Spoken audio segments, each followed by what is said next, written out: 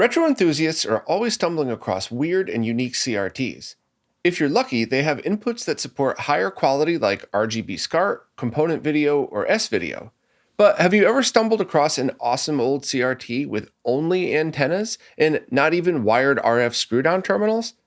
There's tons out there, from portable CRTs like this to really old but fun-looking ones. Well, with the right device, you could actually broadcast composite video wirelessly to those TVs with no lag added. Heck, it'll even work with any CRT that has an antenna, if you just want a fun way to broadcast composite video around your room. In this video, we'll show you how to do it using two wireless transmitters that I found.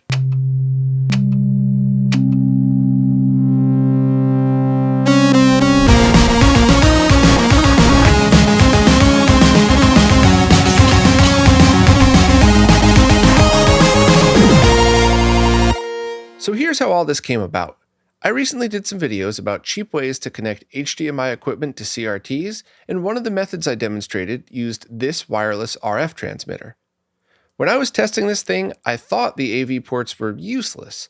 I mean, check out what happens when you connect a display to the composite video output. Since the picture dims when the cable is connected, that means the source is doubling the load, which is most likely bad for the converter. And I couldn't find a way to disable the RF output, so there was really no way to use the composite out, and no point either since there's other cheaper options available. But then, after that video went public, I had a thought. What if I tried the composite video jack in its input mode? I flipped both the switches to their in position, unplugged the HDMI source, and loaded up the 240p test suite. I assumed composite video would run through the same 480i only scaling chip, but I'm really happy to tell you I was wrong. Both 240p and 480i passed through correctly, and there weren't even any signal dropouts, so this is definitely an analog-only circuit. One thing to note is devices like this might expect an NTSC 7.5 IRE pedestal, and game consoles are full range. That means it might crush blacks a bit, but honestly, if you're sending a signal over wireless RF to a CRT, you should have realistic expectations anyway. This isn't an RGB SCART cable, it's analog video over an antenna. While this small converter worked well, I wanted to test alternatives and found this more expensive one. It has buttons to adjust the power, so I'd hoped that meant it was able to output a longer range, so I got one of those too. Once I received it, I plugged it in and configured the settings exactly like the original adapter. Hold the button down to enter configuration mode, and use the other buttons to change the output to match your location.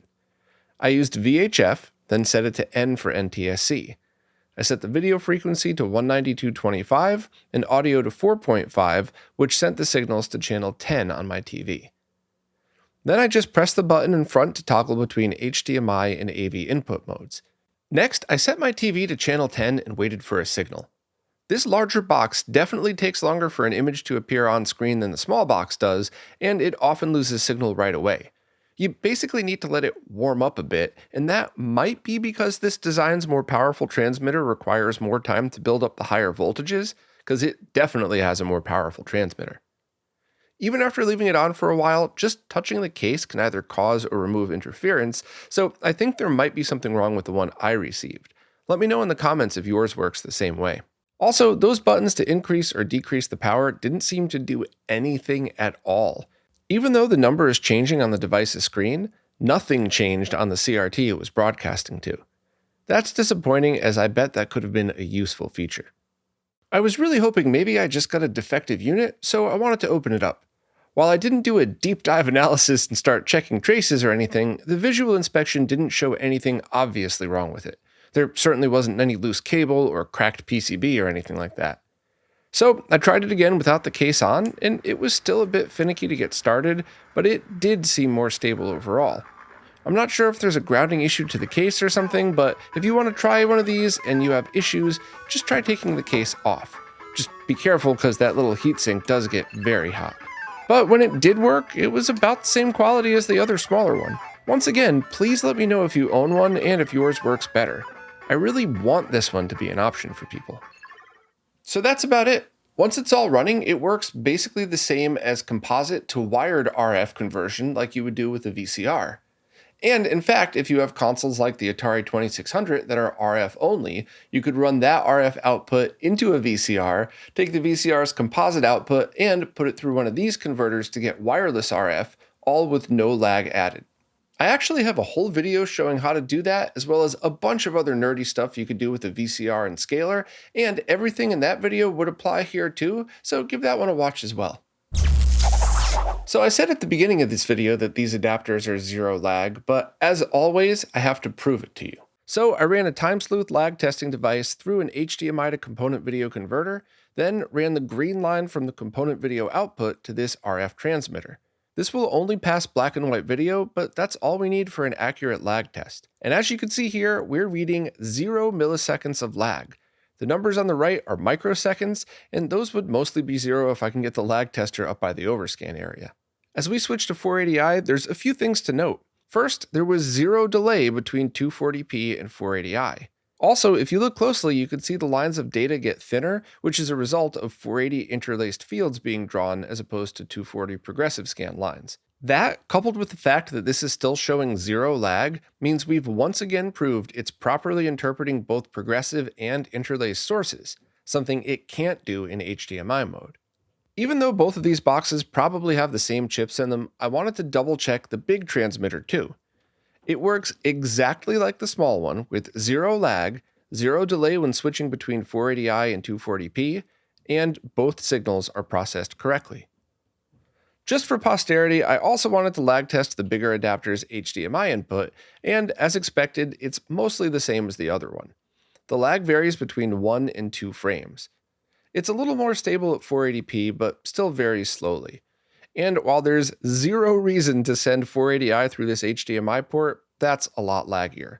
But if you're outputting 480i, don't use HDMI. Just use the composite inputs like I've been showing for a 0 lag setup.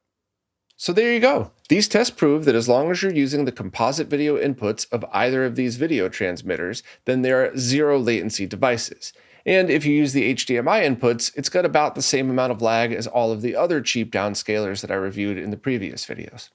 Oh yeah, and they also prove, once again, that the HDMI to component video box I often use is also 0 latency, otherwise that lag would have showed up in these results as well. Well, there you have it. If you want to broadcast composite video to any CRTs in your house with an antenna with 0 latency, both of these devices will work. When I first reviewed the little box, I thought it was neat, but now I really like it. There's just something fun about sending composite video wirelessly to CRTs, and since there's no lag and 240p is processed correctly, you could actually game with it, not just use it as a fun gimmick. That said, I'd still enjoy some fun use cases, like wirelessly broadcasting a VHS tape to an old CRT, just because why not? As for the bigger box, I'm not sure if they're all like that, or if the one I received was just defective. I really want that one to be a good choice though, as I love the idea of being able to raise or lower the wireless output signal. Maybe I'll someday buy another to test. Also, I'll be sending these adapters to Steve from RetroTech USA so he could try them both on some awesome old CRTs that only have antennas, which is a scenario in that you'd actually require these adapters. I'm really looking forward to his results too. Make sure you subscribe to him as well for more awesome CRT content. If you'd like more info on cheap HDMI to CRT converters, or more info on how to use these with HDMI sources, please check out the other videos I did, as those explain everything you need. Basically just the proper adapter and a PC. And if you'd like individual overviews of all of those, please check out my second channel and Amazon page. Both are linked in the description, and they have breakdowns of each device, as well as affiliate links to all of them, so we can get a small cut of the sale at no extra cost to you. And if you go to RetroRGB's support page, you could click on the general Amazon affiliate link at the bottom of that page before you check out to help us out on any of your purchases with no price difference for you.